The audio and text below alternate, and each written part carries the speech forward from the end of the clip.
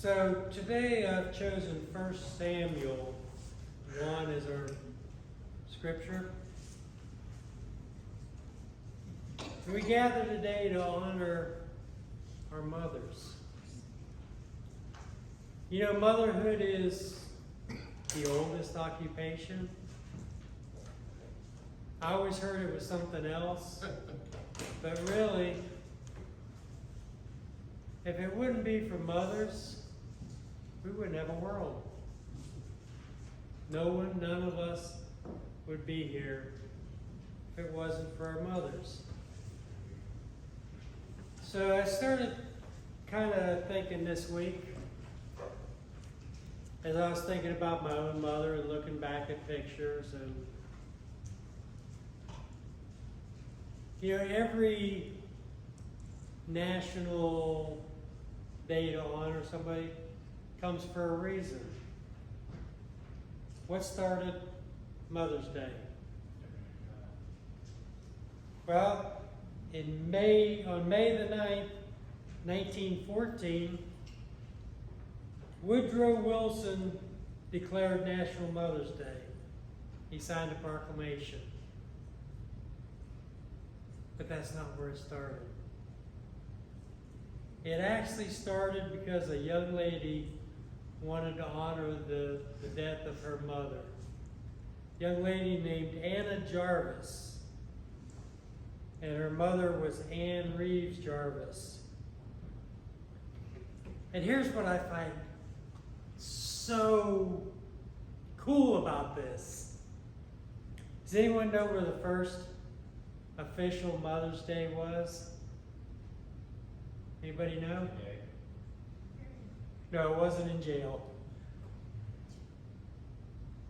The first official Mother's Day was in 1908, and it was in the Methodist Church in Grafton, West Virginia, due to the generous financial backing from a Philadelphia department store owner named John Wanamaker. Oh, that must Wow. Isn't that kind of cool that the first Mother's Day was in a church? And I find that so fitting because I think about my mom. And that's kind of what I can relate to. And my mother she wasn't one to go and spout her faith off to everybody. She would let you know it, but in her own way. Her Bible was stuffed with, you know, all of our clippings of hair and newspaper clippings of everything that Dottie and Sandy and I did over the years. Every achievement that we had was stored in her Bible. And I want to say that my mother was probably one of the most spiritual women I ever knew. One of her biggest achievements that she held for herself, she saved for years because the church that she grew up in did not have a cross on top of it. My mother saved for years and put the cross on the Gardner Hill Church. That says something about her faith. But I think it's important that we honor our mothers. I mean, what is stronger than a mother's love? Has anyone ever heard that phrase, a face that only a mother could love? Yeah. That's a put down. But it says something about mom's love. Because if it's that ugly that only mom can love it, it's bad. It's ugly. So And I know a lot of you are thinking about your mothers right now. And we go through stages in life where we think different things about mom. You know, when we're 4, mom can do anything. Well, by the time we hit 12, mom does not know everything. We get about 14 and mom does not know anything. By the time we hit 18, mom is so out of step with the time. She is so backwards. Is any of this hitting home? A lot of years. Well, it starts turning. Because at age 25, mom knows a few things. At age 35, well, before we decide, let's get mom's opinion on this. At age 45, well, I wonder what my mom would say about this. At age 65, I wish I could talk with my mom just one more time. So many of us are feeling this morning. I look around and there's several of us that no longer have our mothers. And we think about them. And you know, mothers have they deal with so much. I know my mom, I did some things that I don't know why my mother didn't kill me. Because I had some times that I probably wasn't the best son in the world.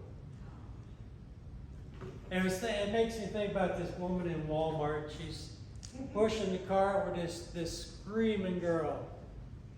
This girl's just wailing. And the woman's going through it. She's like, "Calm down, Ellen. It'll be okay, Ellen.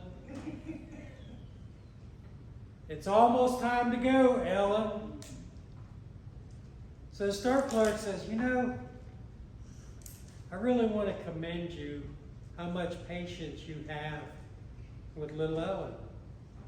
Lady looked at her and said, "Lady, that ain't Ellen. I'm Ellen."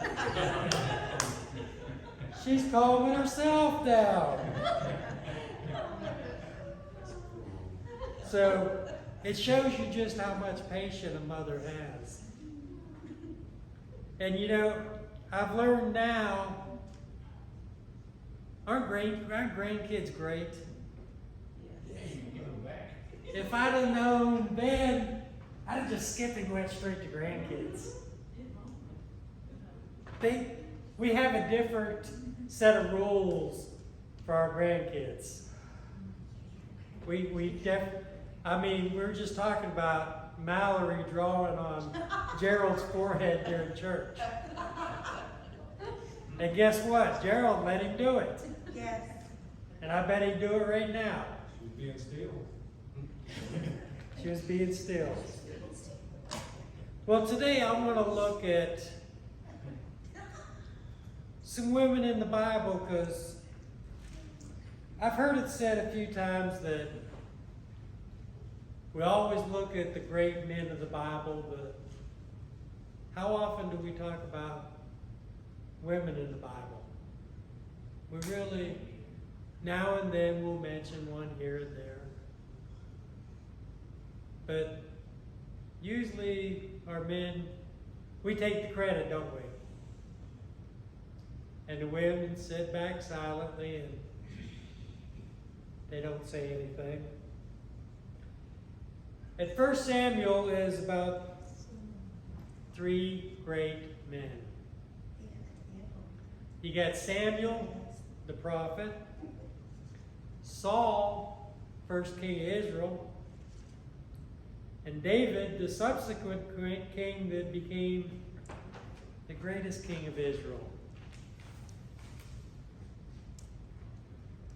But 1 Samuel begins with a woman who was infertile and later gives birth to a son named Samuel, who will become a prophet. There's many examples of women in the Bible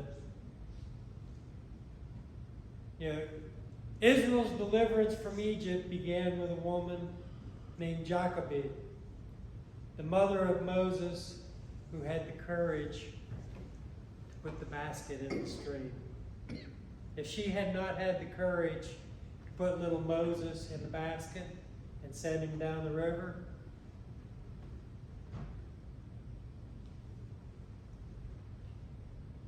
so the story of the line of King David began with Ruth. The miraculous preservation of the Jews in Persia started with Esther, who had so much faith that she put it on the line. Here's the big one, our salvation. Our salvation starts with a virgin woman named Mary. Those are some pretty great mothers, aren't they? Well, today we're going to talk about one mother. This woman that was infertile and gave birth to Samuel, and her name was Hannah. So I want to give you a couple attributes, so to speak. Number one, great mothers have great problems. What was Hannah's problem? She was infertile. Let's go to 1 Samuel. There was a certain man from Ramathath, I can't say that word, a Zuphite from the hill country of Ephraim, whose name was Elkanah, son of Jeroham, the son of Elihu, the son of Tohu, the son of Zuph, an Ephraimite. He had two wives. One was called Hannah, and the other Peninnah. Peninnah had children, but Hannah had none. That's a mouthful there. Year after year, this man went up from his town of worship and sacrificed to the Lord Almighty at Shiloh, where Hophni and Phinehas, the two sons of Eli, were priests of the Lord. Whenever the day came for Elkanah to sacrifice, he would give portions of meat to his wife, Peninnah, and to her sons and daughters. But to Hannah he gave a double portion because he loved her, and the Lord had closed her womb. Because the Lord had closed Hannah's womb, her rival kept provoking her in order to irritate her. This went on year after year. Whenever Hannah went up to the house of the Lord, her rival provoked her till she wept and would not eat. Her husband Elkanah would say to her, "Hannah, why are you weeping? Why don't you eat? Why are you downhearted? Don't I mean more to you than 10 sons?" Well, here's the thing. In this day, being childless or being unable to produce children, infertile, if you were married to a woman that didn't produce children within 10 years, that was grounds for divorce. Or you could take on another wife, which is what's happened here. That's why there's two wives, Hannah and Peninnah. And I can imagine the two women Anita being the one bearing children, and she had all kinds of kids. She's got, look at this, Hannah. And where's your kids? Can anybody see this happening? I'm the better wife.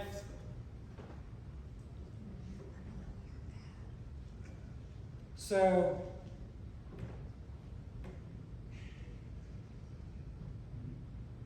if she has this problem and Anita's always irritating her, could you see her getting down and maybe depressed? I can't. But here's the thing. There's a couple things going on here. One, Eli could have got rid of Hannah. He could have just divorced her. But, having kids was everything. So he did take on Penina so he could have the kids. But one of the ways in order to, when you show affection to someone, like the favorite, like Joseph with his brother Ben, he gave 5 times his portions of food. Did anybody notice that Hannah got double portions because he loved her?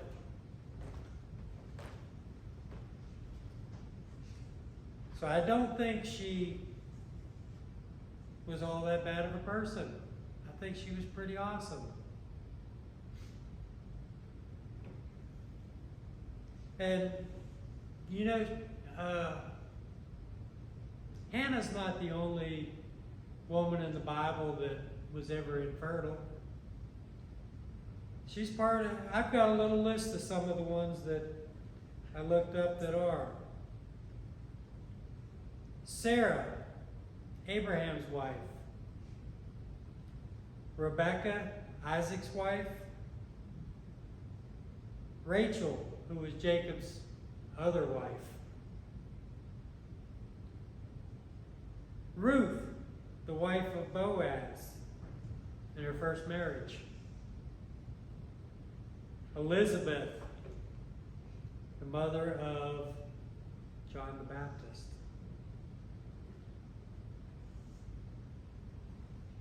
In Psalm 127, which I think most of y'all know, that's one of my favorite psalms. It says, "Children are a heritage from the Lord, offspring a reward from Him. Like arrows in the hands of a warrior are children born in one's youth. Blessed is a man whose quiver is full of them. They will not be put to shame when they contend with their opponents in court." So children are important, aren't they? So this was a great problem for Hannah, was it not? So great mothers have great problems. Second, great mothers keep great priorities. Let's go to verse 9. Once they had finished eating and drinking in Shiloh, Hannah stood up. Now Eli was a priest, was sitting in his chair by the doorpost of the Lord's house. In her deep anguish, Hannah prayed to the Lord, weeping bitterly. And she made a vow, saying, "Lord Almighty, if you only look to your servant's misery and remember me and not forget your servant, but give her a son, then I will give him to the Lord for all the days of his life, and no razor will ever be used on his head." As she kept on praying to the Lord, Eli observed her mouth. Hannah was praying in her heart, and her lips were moving, but her voice was not heard. Eli thought, "She's drunk," and said to her, "How long are you going to stay drunk? Put away your wine." Not so, my lord, Hannah replied. I am a woman who is deeply troubled. I have not been drinking wine or beer. I was pouring out my soul to the Lord. Do not take your servant for a wicked woman. I have been praying here out of my great anguish and grief.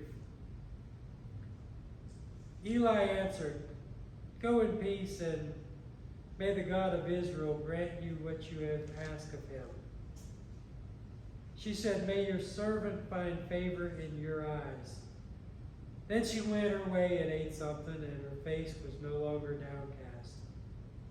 Early the next morning they arose and worshipped before the Lord, and then went back to their home at Ramah. Elkanah made love to his wife Hannah, and the Lord remembered her. So in the course of time, Hannah became pregnant and gave birth to a son. She named him Samuel, which is God's ear, saying, Because I asked the Lord for him. So she's got some great priority going on here. She wants a son, and she's going to dedicate that son to the Lord. She prayed earnestly out of her heart. Not for anybody else, not for her husband, but she prayed from her heart. And she's appealing to an all-powerful Lord in a continual. This isn't a prayer that she made once a year, went up to, and just, Lord, I just want to have a baby. No, this is something that stayed in Hannah's heart all the time. I want to point out something else that I've seen in here. I'm not sure if anybody else picked up on it or not. When they left, her face was no longer downcast, and she had peace. There's peace in that prayer. Kind of like the peace that's found in the 23rd Psalm, and we talked about in Sunday school this morning. It's that prayerful inner peace.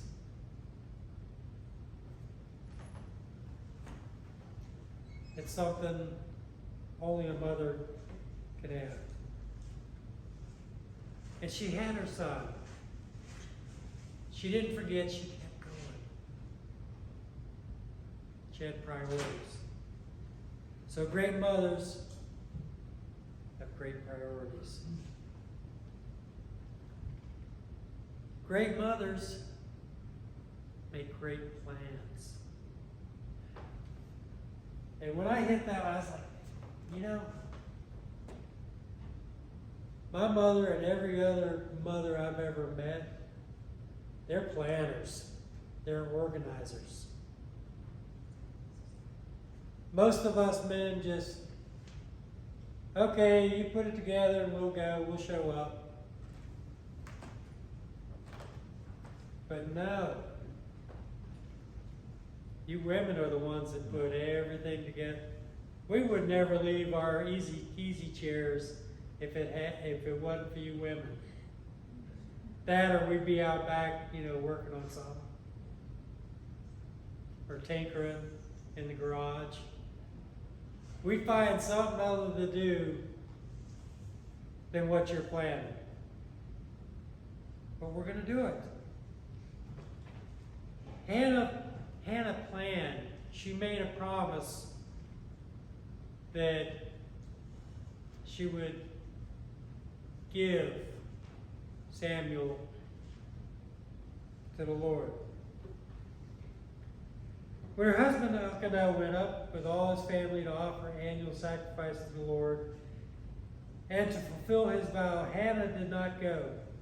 She said to her husband, After the boy is weaned, I will take him and present him before the Lord, and he will live there always. Do what seems best to you, her husband Elkanah told her. Stay here until you have weaned him. Only may the Lord make good his word. So the woman stayed at home and nursed her son until she had weaned him. After he was weaned, she took the boy with her, young as he was, along with a 3-year-old bull, an ephah of flour, and a skin of wine, and brought him to the house of the Lord at Shiloh. When the bull had been sacrificed, they brought the boy to Eli, and she said to him, "Pardon me, my lord, as surely as you live, I am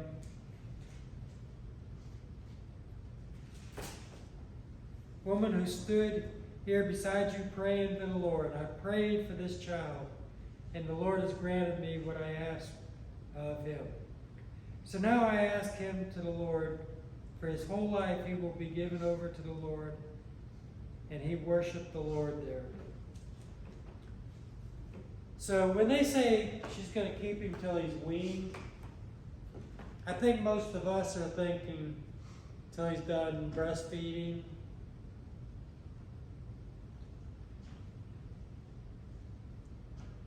In this day and time, when they say that a child is weaned, it means that they have nurtured them both physically and spiritually. So that nurturing part of that is their education and spiritual upbringing.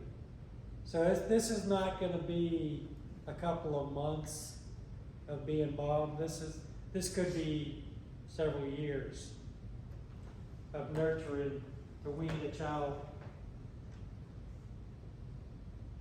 So Hannah planned for this. She made this sacrifice. How many moms out there sacrifice? Mom did. Mine did. She did without of so many things. I know she did, so that we could have the very best of everything, or better than what she had. And my mother was a little unique because she raised me as a single mother in a time where that was uncommon. Through the 60s and 70s, that was not a common time to be a single mother, especially of 3. Hannah also realized something else. She realized that nothing that is given to us is ours. We're stewards. And we're just here to take care of whatever God gives to us. It's a gift. And we're here to take care of it and pass it on to the next person.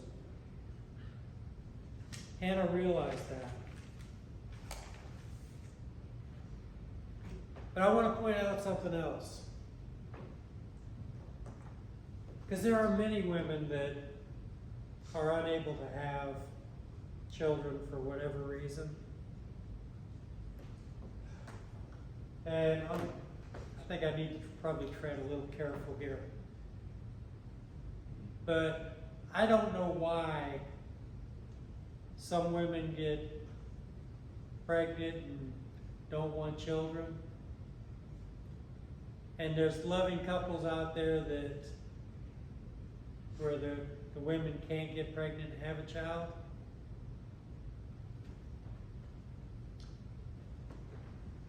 You're still of value to God. Whether you have children or not, God loves you. Maybe, just maybe, God has another plan for you.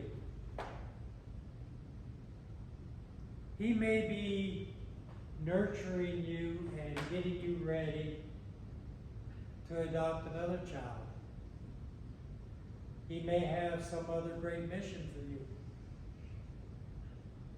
But you're still at that value. It does not devalue you whatsoever. I just want to make that clear. When you have pain, God has a plan. He's working for you. You need a set of priorities you can live your life with, personally and relationally with other people.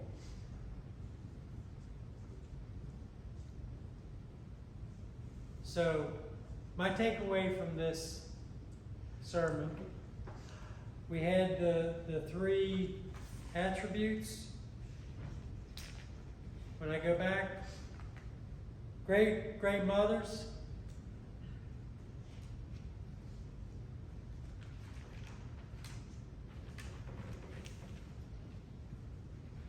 have great problems.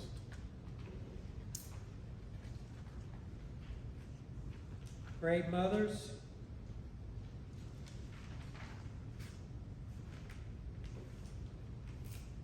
have great priorities, and I can't find any of this now that I'm trying to go back. But anyway, great mothers have great priorities, and great mothers have great plans. But my takeaway is that you are of value, and that God loves you. And when you have that pain, that God is working for you. And to set a set of priorities that is worth it for your life. If you want Christ in your home, make sure Christ is in you. Kylie, I heard a joke on Facebook this week where a little kid was at church and he had this great sermon, and they're in the car riding home, and the kid's in the back seat, and he says, he's just upset, and like, Johnny, what's wrong? And the kid's crying. He's like, well, I listened to the sermon, and I want to live, and we're all supposed to live in a home with Christians. And the mother says, well, you're right, Johnny. What's the matter? I want to live with you.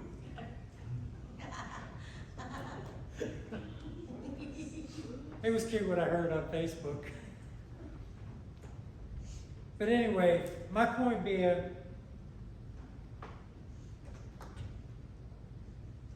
the mother is the spiritual stronghold of most houses anymore. Guys, we'd like to take the credit, but the truth is, the women actually hold down the spirituality for us.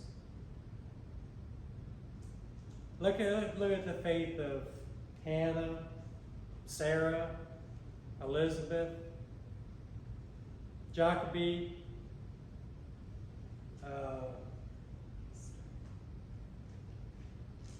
I had another one, I can't think of what it was.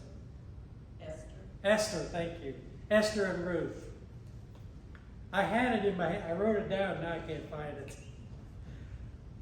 But anyway, look at these women.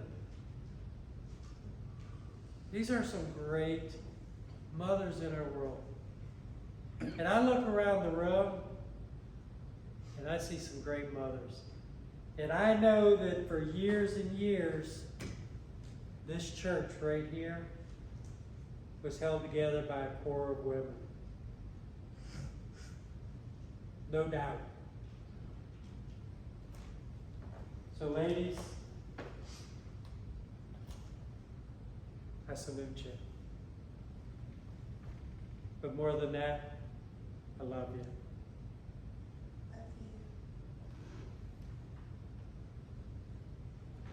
So as we end our time, and I go over time actually,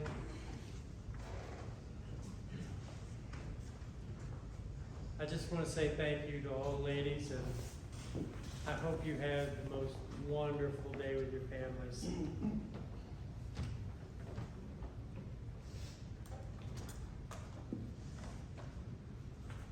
Our invitation